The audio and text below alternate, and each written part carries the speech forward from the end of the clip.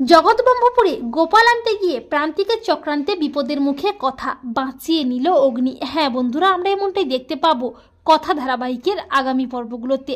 ম্যান্ডির মুখোশ খুলে ম্যান্ডিকে গুহবাড়ি থেকে তাড়িয়ে কাছাকাছি আসে কথা।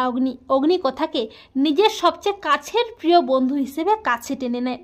এরপর কর্তা দাদু ও ঠাম্মি বাড়িতে পুরোহিত রাখে আর বলে অনেক বাধা বিপত্তি কাটিয়ে গুহবাড়িতে একটু শান্তি এসেছে, তাই বড় করে একটা পুজোর আয়োজন করতে হবে। আর তার জন্য পুরোহিত মশাই কথা ও অগ্নিকে বলে জগৎবল্লভপুরে গিয়ে গোপাল আনতে হবে, সেই গোপালেরই পুজো করা হবে। আর বাড়ির সবাইয়ের কথায় কথা অগ্নি পরদিন বেরিয়ে পড়ে জগৎবল্লভপুরে গোপাল নিয়ে আসার জন্য।